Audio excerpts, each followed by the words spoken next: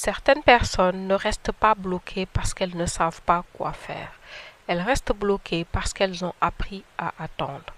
Attendre d'être prêtes, attendre d'être sûres, attendre le bon moment, attendre davantage de clarté, attendre de ne plus avoir peur. Au début, cela semble raisonnable, presque logique, presque responsable, mais progressivement, quelque chose change.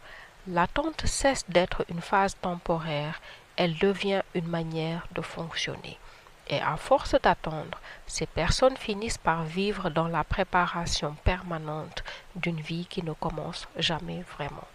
Alors pourquoi ces personnes finissent-elles par rester des années dans cette attente intermédiaire?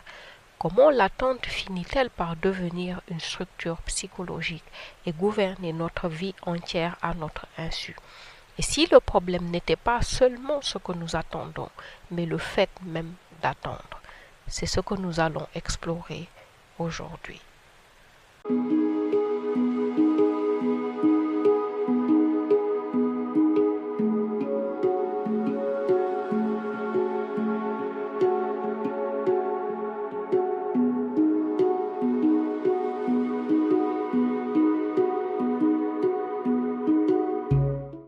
Parfois, nous avons l'impression que notre vie est suspendue, comme si quelque chose devait encore se produire avant que le véritable mouvement puisse commencer.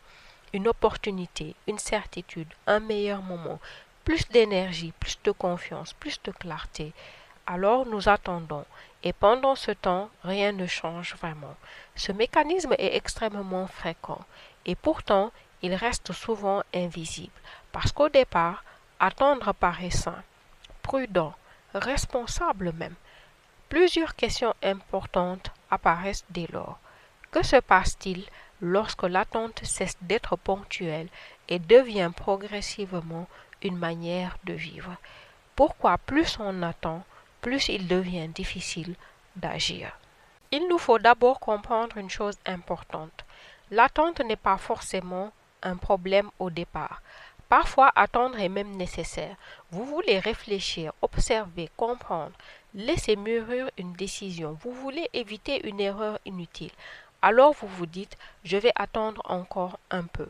Le temps que ça soit plus clair, le temps d'être prêt, et honnêtement, cela semble parfaitement raisonnable. À ce stade, il n'y a rien d'alarmant. Pourtant, ce qui est logique au départ ne reste pas toujours neutre avec le temps. Le problème commence lorsque ce encore un peu commence à se répéter. De fait, au début, attendre est un choix ponctuel, puis graduellement cela devient un réflexe. Sans vraiment s'en rendre compte, la personne commence à reporter de plus en plus automatiquement. Elle reporte des décisions, elle reporte des responsabilités, elle reporte des échéances. Pas forcément parce qu'elle refuse consciemment d'agir, mais parce que l'attente devient progressivement la réponse naturelle face à l'incertitude. Et à ce moment-là, quelque chose change alors en profondeur. L'action cesse d'être le mode de fonctionnement par défaut. C'est l'attente qui prend la place centrale. Reporter devient plus naturel qu'avancer, et souvent cela passe totalement inaperçu. La personne pense encore je suis juste en train de réfléchir, alors qu'en réalité elle est déjà en train de se conditionner à attendre.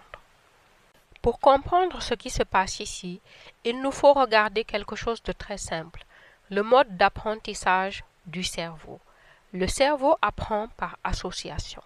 Comment cela se traduit-il dans le cas de l'attente? Eh bien, progressivement, une équation implicite se met en place. Le cerveau associe agir comporte un risque. Attendre évite ce risque, donc attendre égale sécurité. Et ce détail est crucial.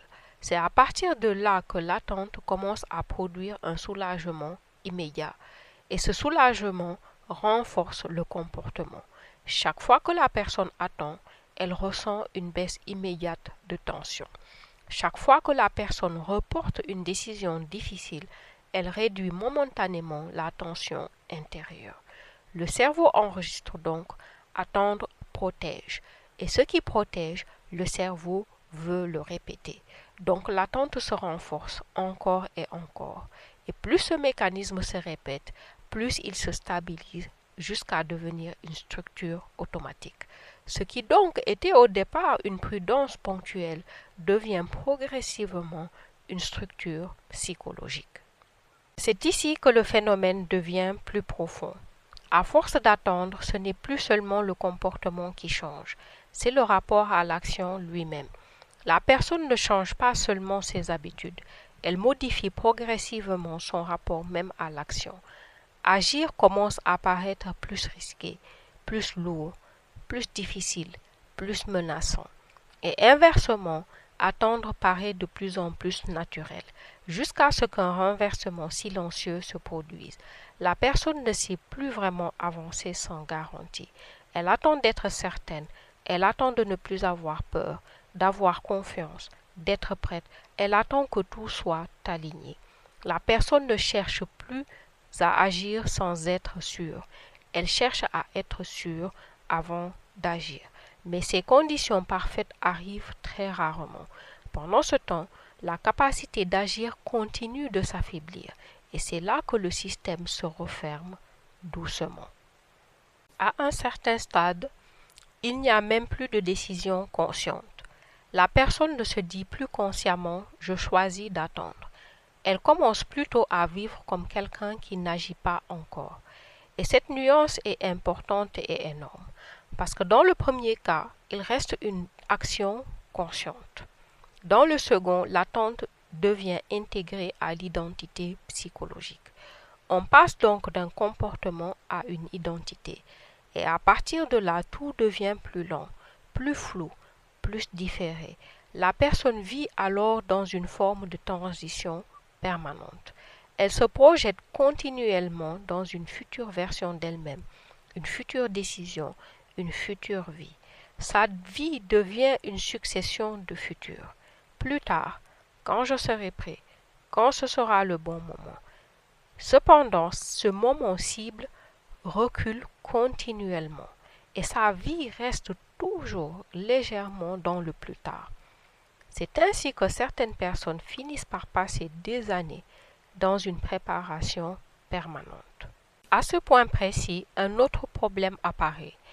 La personne pense souvent que la solution est d'attendre encore. Donc naturellement, elle continue dans sa lancée. Encore un peu plus de clarté, encore un peu plus de temps, encore un peu plus de réflexion, encore un peu plus d'assurance, encore un peu plus de stabilité. Mais il se passe quelque chose de subtil. Plus on attend, plus on renforce l'attente. L'attente ne corrige pas toujours l'attente. Pratiquée à ce degré, elle ne peut que la renforcer. La raison en est simple. Chaque report consolide progressivement le réflexe de report et c'est ainsi qu'un cercle silencieux peut s'installer. Attendre soulage en réduisant momentanément la tension. Ce soulagement renforce l'attente, puis l'attente rend l'action encore plus difficile. La personne se retrouve vraiment enfermée dans une boucle et à ce stade, la sortie n'est plus cognitive. Il nous faudra recourir à d'autres solutions.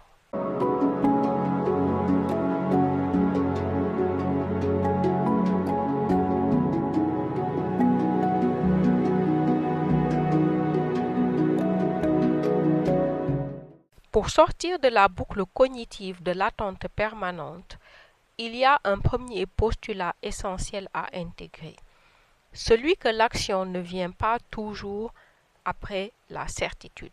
Très souvent, la certitude vient après le mouvement et cela change tout parce que beaucoup de personnes attendent de se sentir prêtes avant d'agir ou d'être sûres ou de ne plus avoir peur. Mais dans la réalité, vraiment, c'est le mouvement qui crée ces états. En effet, c'est souvent l'action elle-même qui construit progressivement la clarté, la confiance, la capacité et la stabilité intérieure. Certaines réponses n'apparaissent qu'en avançant, pas avant. En outre, il est important de préciser quelque chose ici.